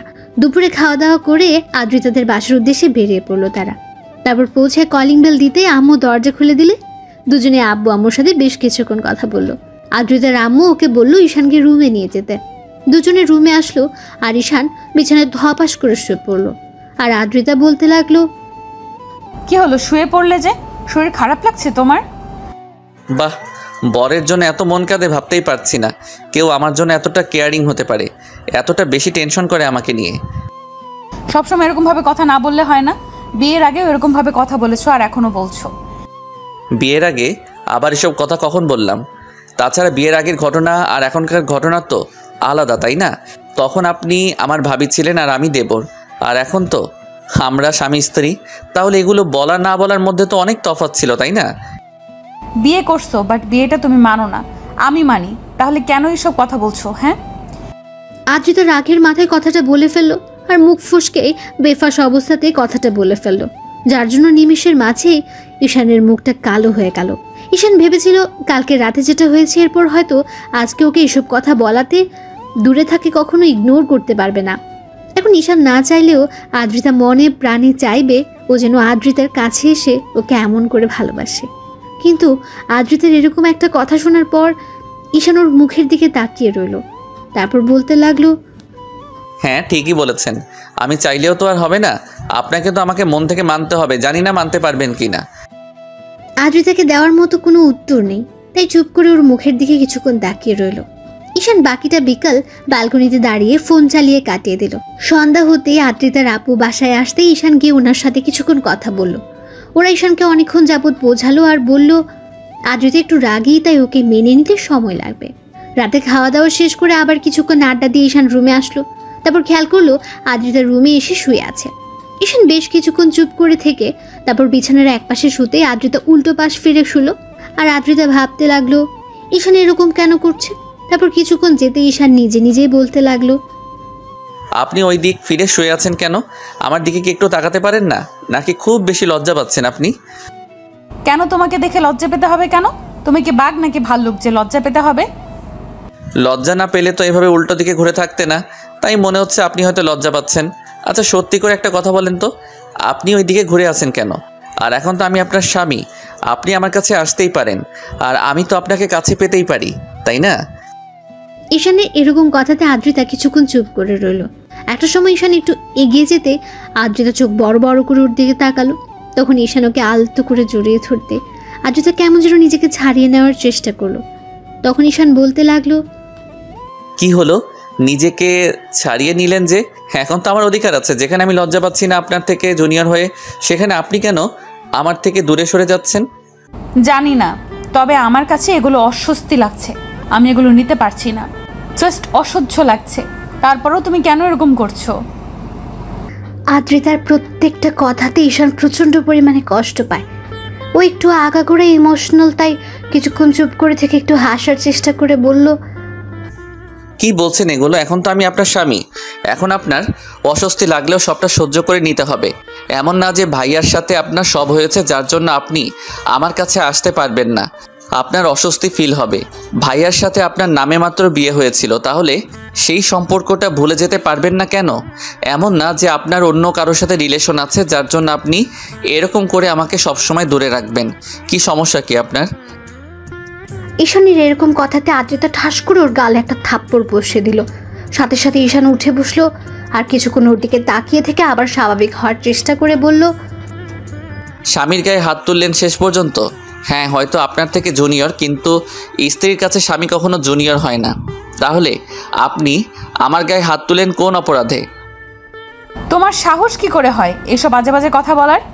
তোমার কি মনে হয় আমি আর 10টা মেয়ের মতো বাজে যে বিয়ের পরও অন্য কারোর সাথে সম্পর্ক রাখবো? ছি, তোমার চিন্তা ভাবনা যে এতটা নীচ কালকে রাতেই সেটা আমি বসে বুঝতে পেরেছিলাম। কালকে হয়তো নেশার ঘরে এসব করেছো, কিন্তু আজকে যে সজ্ঞানে এগুলো করবে সেটা আমি ভাবতেও পারিনি। আপনি ভুল বুঝছেন কেন? আমি তো আপনার স্বামী। এসব কথা আমাদের মাঝে হতেই পারে, তাহলে আপনি এটা কেন মেনে নিতে পারছেন না? আচ্ছা সত্যি করে একটা কথা বলেন তো, আপনি কি বিয়েটা মন থেকে মানতে পারেননি, নাকি আমি আপনার থেকে জুনিয়র বলে আপনি এখন আমাকে মেনে নিতে চাইছেন না? বলেন। ঈশানের কথাতে আদ্রিতার মনে পড়ে গেল কালকে রাতে তো ঈশান এসব কথা বলেছিল। তার উপর কালকে নিজে থেকে ঈশানকে আটকানোর চেষ্টা না করলেও নিজের অনিচ্ছা সত্ত্বেও ওকে নিজের সাথে জড়িয়ে নিয়েছিল। সারা রাত ওকে বুকের সাথে জড়িয়ে নিয়ে ঘুমিয়েছে। তাহলে আজকে একটা দিন যেতে না যেতে ঈশানের সাথে এরকম ব্যবহার করছে। আদ্রিতা ভাবছে ঈশান কি করে এসব বাজে চিন্তা করছে। আদ্রিতা চুপ করে আছে। ঈশান প্রচণ্ড পরিমাণে খারাপ লাগলো। ও উঠে গিয়ে ব্যালকনিতে দাঁড়ালো আর চোখ জোড়া বন্ধ করতে দুফোঁটা অশ্রু গড়িয়ে পড়লো। আদ্রিতার মনে হতে লাগলো, না না, এসব আমি কি করছি? ওকে ভালোবাসতে পারি না, কিন্তু ওকে কষ্ট দেওয়াটা আমার পক্ষে অন্যায়। তাছাড়া ও হয়তো আস্তে আস্তে আমার প্রতি দুর্বল হচ্ছে, আর কালকে ও আমাকে বিয়ে করে নিয়েছে। আমি তো এখনও ওর স্ত্রী। তাহলে কি করে ওকে এমন করে গায়ে হাত তুলতে পারলাম? এত ভাবনা চিন্তার পরেও আজকে আমি ওর গায়ে হাত তুললাম। এটা আমি কি করলাম? কি করে করতে পারলাম? অর্ধেক রাত অবধি ঈশান ব্যালকনিতে দাঁড়িয়ে কাটিয়ে দিল। তারপর রুমে এসে কোনো রকম বিছানার একপাশে শুয়ে পড়লো। সকালে ঈশানের ঘুম ভাঙতে খেয়াল করলো আদ্রিতা ওর বুকে মুখ গুজে শুয়ে আছে। এমন কিছু দেখে ঈশান অবাক হলো, ওর দিকে তাকিয়ে রইল। তারপর আদ্রিতার ঘুম ভাঙলো, দেখলো ঈশান ড্যাব ড্যাব করে তাকিয়ে আছে। আদ্রিতা তাড়াহুড়ো করে উঠে বসলো। ঈশান বলল, এত লজ্জা পাওয়ার কি আছে? নিজের স্বামীর বুকেই তো মাথা রেখে ঘুমিয়েছিলেন, তাহলে লজ্জা পাওয়ার কি আছে? দেখেন, এখন থেকে হয়তো আপনার একটু সমস্যা হবে আমাকে মেনে নিতে, কিন্তু আস্তে আস্তে ঠিক হয়ে যাবে, তাই এত লজ্জা পাওয়ার কিছু নেই। আদ্রিতা কিছু না বলে ওয়াশরুমের দিকে চলে গেল। ঈশান মুচকি মুচকি হাসতে লাগলো। এভাবে পুরো 5-6টা দিন ঈশান আদ্রিতার বাসায় ওর আব্বু আম্মুর কথাতে কাটিয়ে বাসায় ফিরলো। বাসায় ফিরে একটা দিন রেস্ট নিয়ে আব্বু ঈশানকে অফিসে যেতে বলল। তো পরদিন সকাল থেকে অফিসে যাবে ভেবে ঈশান তাড়াতাড়ি শুয়ে পড়ে। একটু পর আদ্রিতা এসে পাশে শুতে ঈশান ওর দিকে ফিরলো। সাথে সাথে আদ্রিতা একটু সরে যেতে গেলে ঈশান ওকে টান দিয়ে নিজের কাছে টেনে নিল। তারপর ওকে বুকের সাথে শক্ত করে জড়িয়ে ধরতেই আদ্রিতাকে ছাড়িয়ে নেওয়ার চেষ্টা করলে ঈশান বলতে লাগলো, ভালো না বাসতে পারেন, ইগনোরটা অন্তত করিয়েন না। সেদিন রাতের পর থেকে আমি আপনার স্পর্শগুলো এখনও ফিল করতে পারি। আপনি আমাকে ভালো না বাসেন, কিন্তু আমি আপনাকে যেমন করে ভালোবাসতে চাই আমাকে তেমন করে সুযোগ দেন। আমি কি সেই সুযোগটা পাবো না আপনার থেকে? আদ্রিতা তারপর ঈশানকে ছাড়িয়ে নেওয়ার চেষ্টা করলো। ঈশান বুঝতে পারলো ওর অস্বস্তি ফিল হচ্ছে, তাই ঈশান ওকে ছেড়ে দেয়। আদ্রিতা কিছুক্ষণ ওর দিকে তাকিয়ে থেকে বিছনা ছেড়ে উঠে গেল। এবার ঈশানের নিজের উপরে রাগ হচ্ছিল। তখন উঠে ওয়াশরুমে গিয়ে চোখে মুখে পানি দিল। তারপর বাসা থেকে বেরিয়ে যেতে গেলে আদ্রিতা ওকে কয়েকবার ডাকলো। ঈশান দাঁড়ালো না। খুব রাগ হচ্ছে আজকে। যে মেয়েটাকে বিয়ে করলো সে হয়তো ওর ভাবি ছিল, কিন্তু এখন তো ওর বউ। তাহলে আব্বু আম্মুর কথা দিয়ে তাকে মেনে নেওয়ার চেষ্টা করাটা কি ওর জন্য অপরাধ ছিল? কথাগুলো ভাবতে খুব রাগ হচ্ছিল। সারাটা রাত ঈশান বাসায় ফিরল না। অন্যদিকে টেনশন হচ্ছিল যে এমন করে ওকে ইগনোর করাটা ঠিক হয়নি। পরদিন সকালে ঈশান বাসায় ফিরতে কলিং বেল দিতেই আদ্রিতা তাড়াহুড়ো করে উঠে গিয়ে দরজা খুলে দিল। এমন কিছু দেখে শুনে ঈশান অবাক হয়ে গেল, আর ঈশানকে কোনো প্রশ্ন করার আগে ও রুমের দিকে চলে গেল। ওর পেছন পেছন গেল ঈশান। গিয়ে কোনো রকম বিছানায় গিয়ে গায়ে দিতে আদ্রিতা বলতে লাগলো, এই সারা রাত কোথায় ছিলে তুমি? তোমাকে কতবার কল করেছি, একটাবার দেখো। যেখানে থাকি আপনাকে অত টেনশন করতে হবে না, এত ভালোবাসা দেখাতে হবে না। যেটা সত্যি নয় সেটা দেখে কী লাভ বলেন? ঈশানের কথাতে আদ্রিতা মাথা নিচু করে নিল।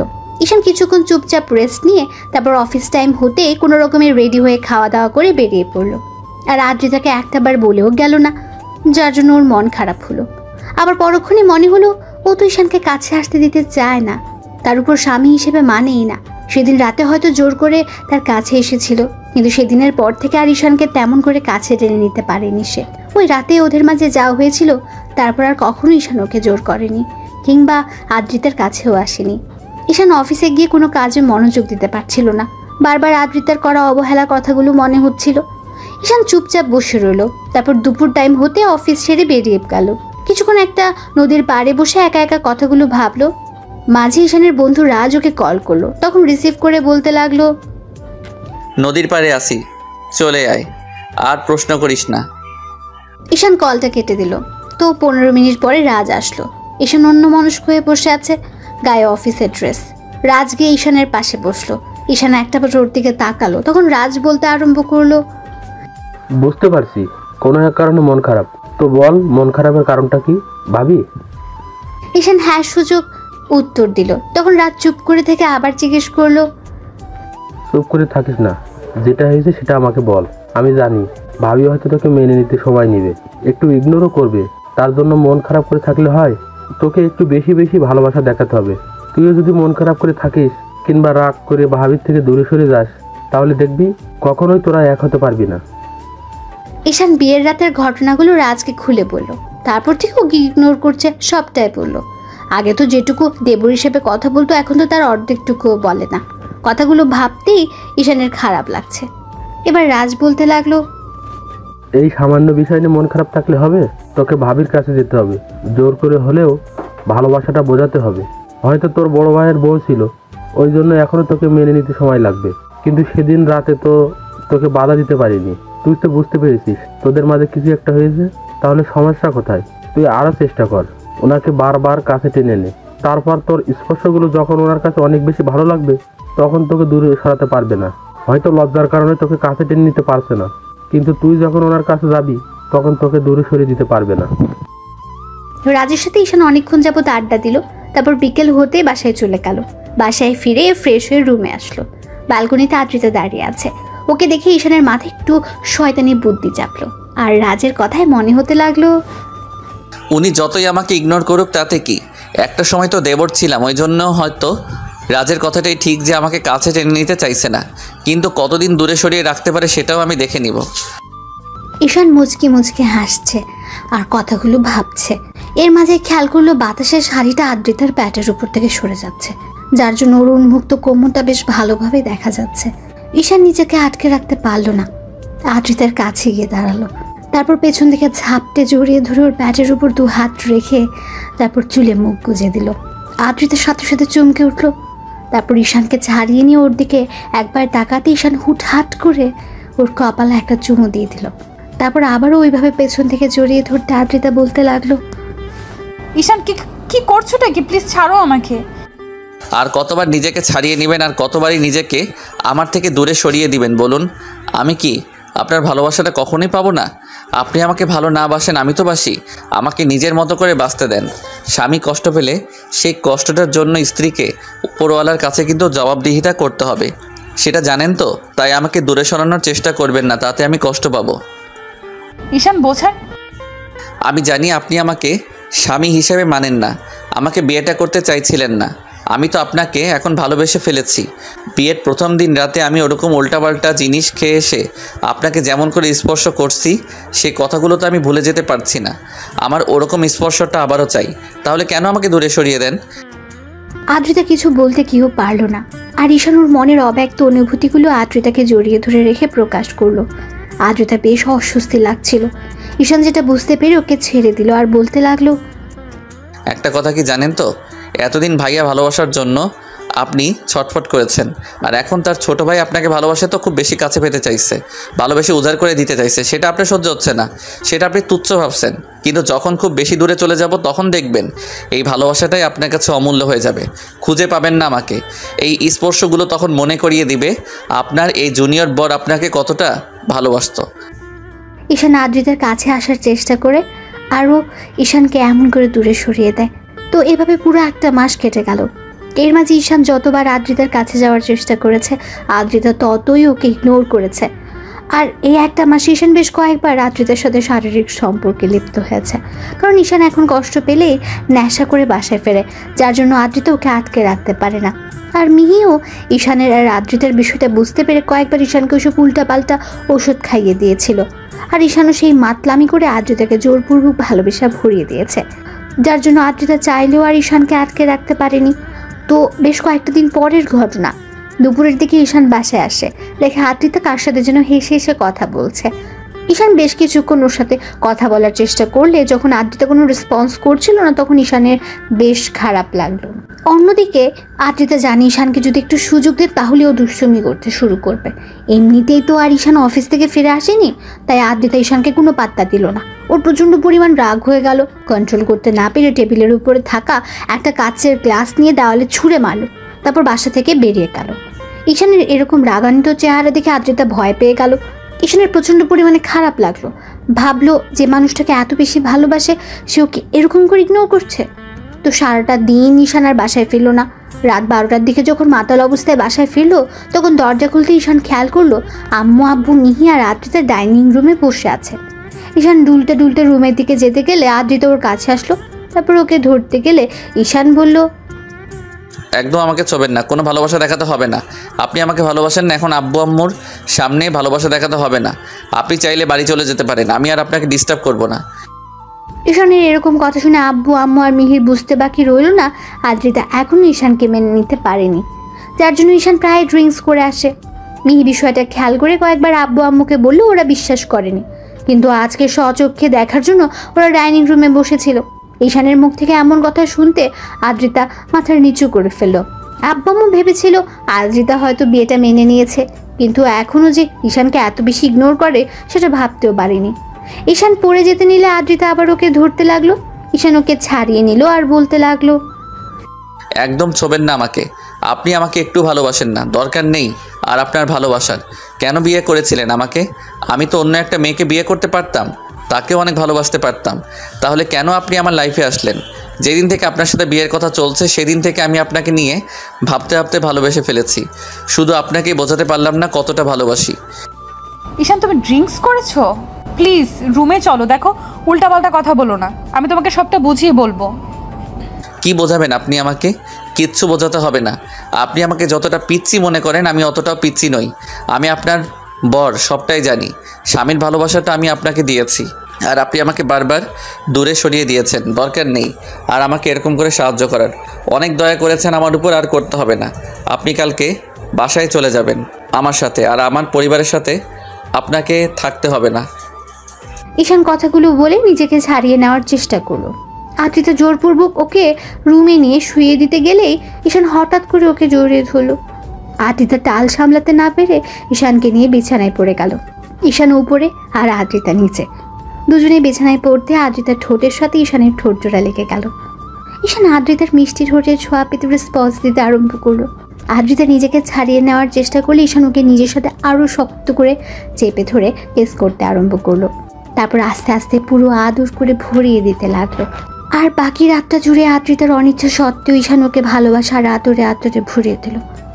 তো পরদিন সকালে উঠে ঈশান ফ্রেশ হয়ে নেয়। তারপর নেশা কাটলে রাতের কথা মনে পড়তে নিজের ভেতর খারাপ লাগা কাজ করে।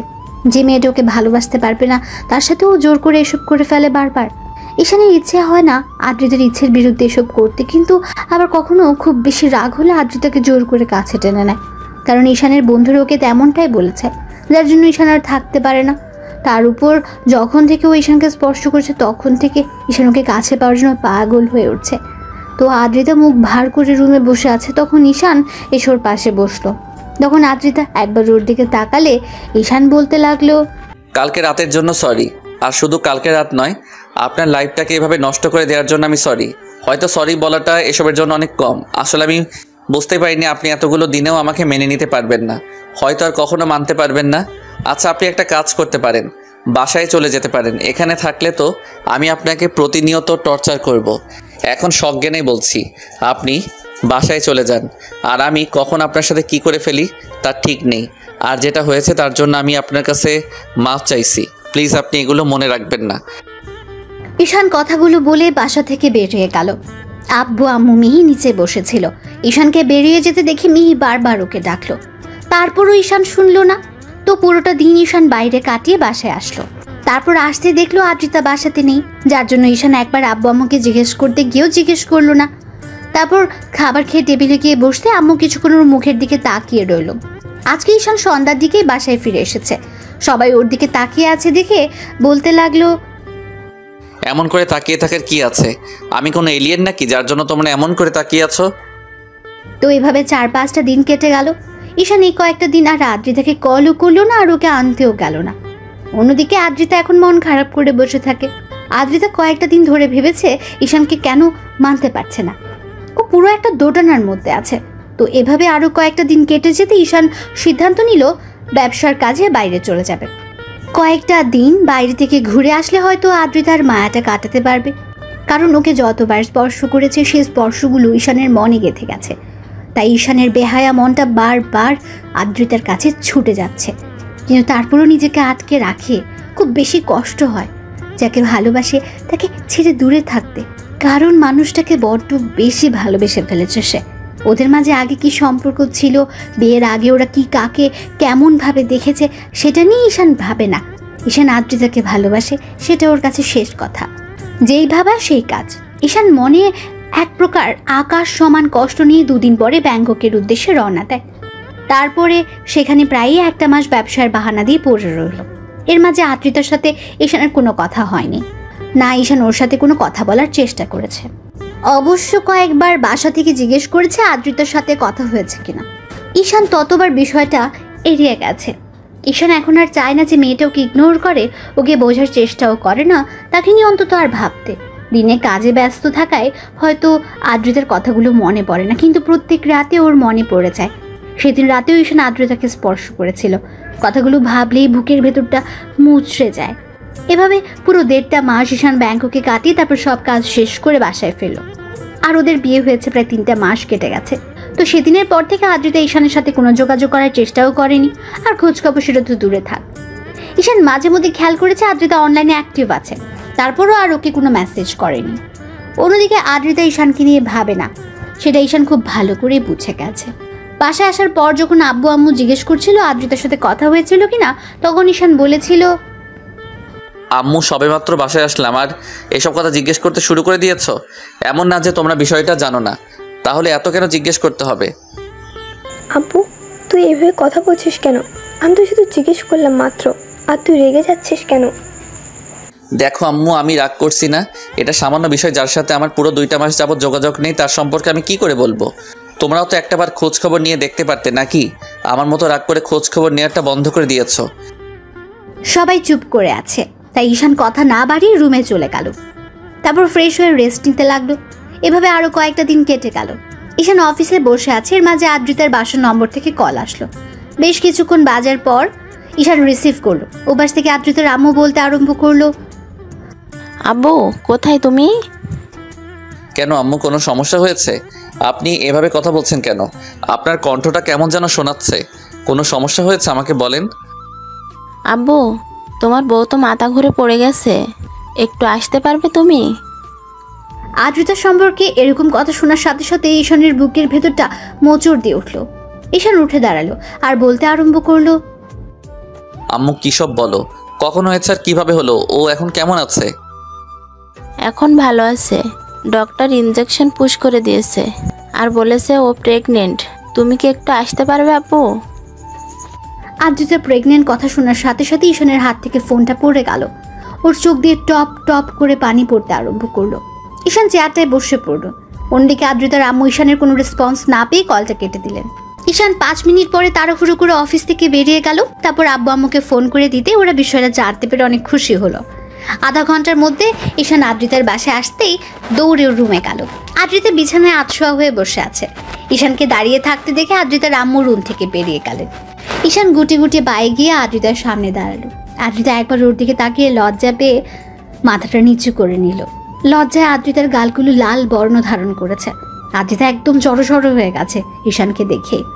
আর চোখগুলো কেমন যেন বন্ধ করে নিয়েছে। ঈশানের সেদিকে কোনো খেয়াল নেই।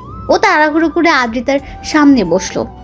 আদ্রিতা কিছু বুঝে ওঠার আগেই ঈশান ওর একটা হাত দুই হাতের মুঠোয় নিল। আদ্রিতা ভাবলো ঈশান হয়তো এখন ওকে বুকের সাথে জড়িয়ে ধরবে কিংবা হাতে চুমু দেবে, কিন্তু ঈশান ওর ধারণাটা ভুল করে দিল। এখন কেমন আছো? ঈশানের কথাতে আদ্রিতা ওর দিকে তাকালো। খেয়াল করলো ঈশানের চোখে পানি টলমল করছে। লজ্জায় আদ্রিতা মাথা নেই।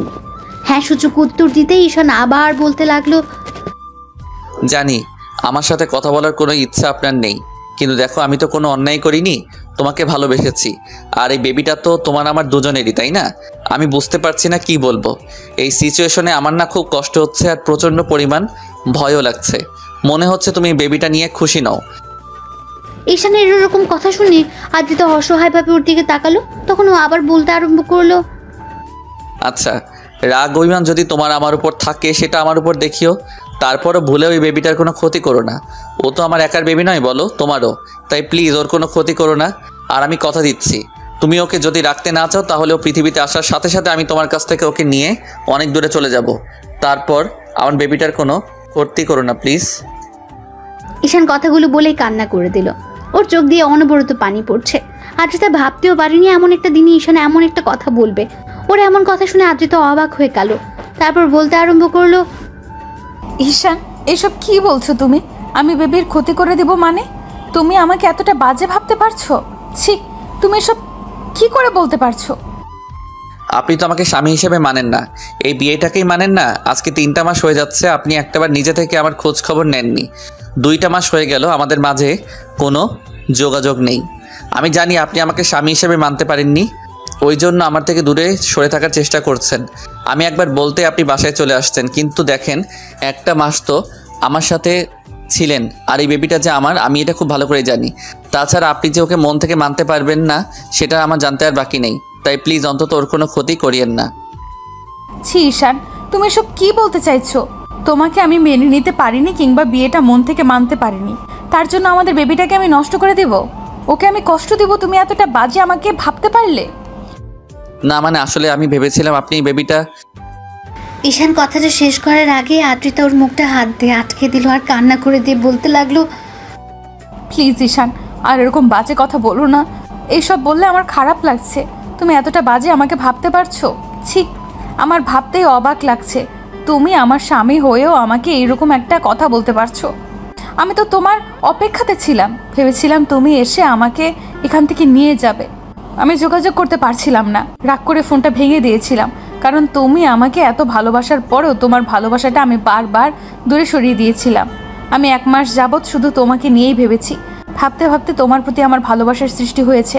তারপর যখন তোমার ভালোবাসাটা বুঝতে পারলাম তখন বাসায় বারবার কল করেছিলাম, কিন্তু তোমার কথা ভয়ে ওদেরকে বলতে পারিনি যে ওরা হয়তো আমার উপর রাগ করবে। এমনিতেই সবটা জানার পর ওরা আমার সাথে কথা বলতো না। একটা বার কেউ আমাকে নিতে আসেনি। হ্যাঁ, এইটা আমার দোষ। তাই বলে এরকম না যে আমি তোমাকে মানতে পারিনি বলে আমার বেবিটাকেও মানতে পারবো না।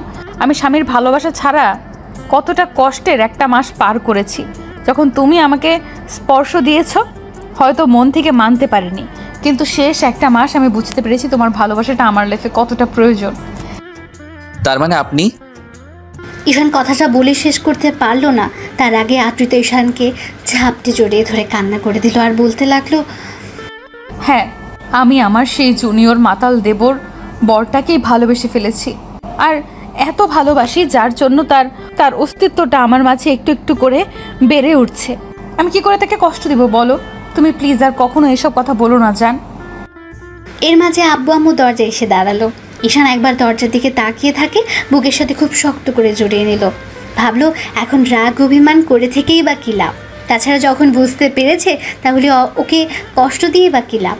তার উপর যদি এখন এসব কিছু বলে তাহলে আব্বু আম্মু এ নিয়ে কথা বাড়াবে। তাই ঈশান ওকে জড়িয়ে ধরে বলতে লাগলো, সরি পাগলি বউ, ভুল করেছি তোমাকে কষ্ট দিয়ে। এসব আর কখনো বলবো না। ভয় পেয়ে গেছিলাম, ভেবেছিলাম তুমি সবসময় আমার সাথে যেভাবে মিসবিহেভ করবে, আমাকে দূরে সরিয়ে দিবে, কিন্তু ভাবতে পারিনি যে আমার দূরে সরে যাওয়াতে তুমি আমাকে এত বেশি ভালোবাসতে পারবে আর ফিরে এসে আমি আমার অস্তিত্বটা তোমার মাঝে খুঁজে পাবো। ঈশান কথাটা বলে শেষ করতে পারলো না। তার আগে আদ্রিতা ওকে ছেড়ে ওর মুখের 2 পাশে হাত রেখে ও সারা মুখে কিস করতে লাগলো। আব্বু আম্মু ওদের দিকে তাকিয়ে ওদের দেখে মুচকি মুচকি হাসছে। তখন ঈশান বলতে আরম্ভ করলো, এই পাগলি কি হচ্ছে এগুলো? দেখো আব্বু আম্মু বোন, তোমার আব্বু আম্মু পর্যন্ত তাকিয়ে আছে, ছাড়ো এখন। ঈশানের এরকম কথা শুনে আদ্রিতা দরজার দিকে তাকিয়ে পুরো লজ্জায় লাল হয়ে গেল। তারপর ঈশানের বুকে মুখ গুজে দিয়ে ওকে ঝাপটে জড়িয়ে ধরলো। ঈশান একটু ইশারা করতে মিহি বলতে লাগলো, আব্বু আম্মু আঙ্কেল আন্টি এখন চলো আমরা এখান থেকে যাই, এখানে থাকাটা ভালো হবে না, ওদের একটু একা থাকতে দিই। তো 5 বছর পরের ঘটনা। ঈশান ব্যালকনিতে দাঁড়িয়ে আছে, এর মাঝে কেউ একজন এসে ওর একটা হাত ধরে বলতে লাগলো, বাবাই বাবাই মামুনি কি রুমে আছে?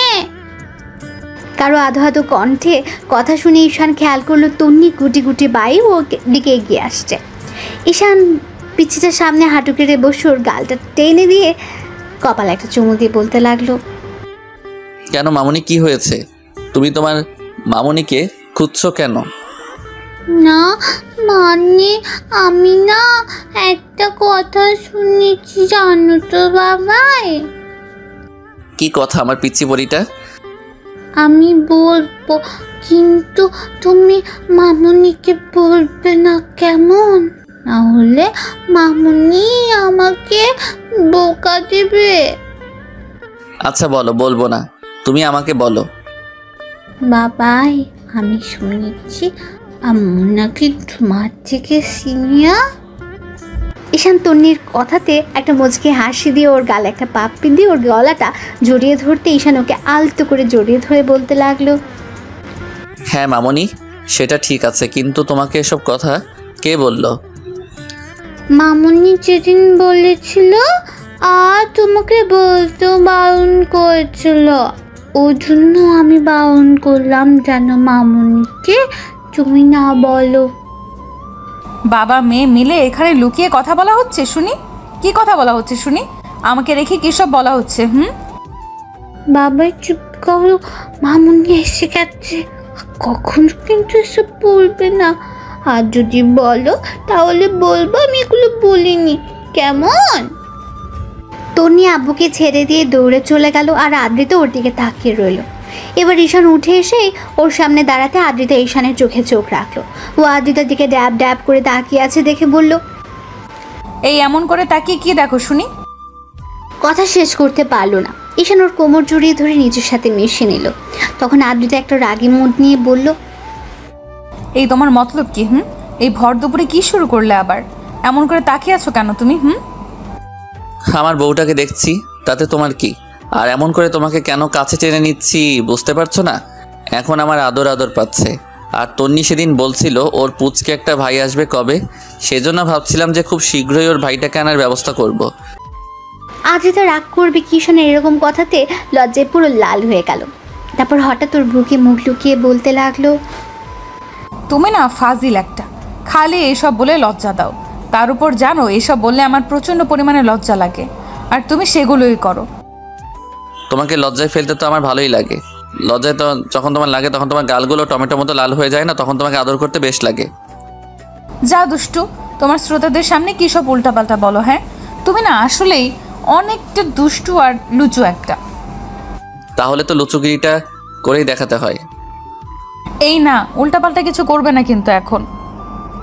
কে শুনে কার কথা? ঈশান হুটহাট করে আদ্রিতাকে ছাড়িয়ে নিয়ে হ্যাঁচকা টান দিয়ে কোলে উঠিয়ে নিল। আদ্রিতা ওর গলাটা জড়িয়ে ধরতে ঈশান ওর দিকে ঠোরজোড়া এগোলো। আদ্রিতা ওর শার্টের কলার আঁকড়ে ধরে ও ঠোঁটের সাথে ঠোরজোড়া মিলিয়ে দিল। এই যে আপনারা কি দেখছেন, গল্পের প্রথমেই অনেক রোম্যান্টিক সিন দেখে নিয়েছেন, এখন আর দেখতে হবে না। আশা করি পরবর্তী গল্পে দেখা হচ্ছে। ততদিন পর্যন্ত সুস্থ থাকবেন, ভালো থাকবেন আর আপনজনের সাথে থাকবেন। ভালোবাসাটা কি আগলে রাখবেন। ধন্যবাদ। আল্লাহ হাফেজ।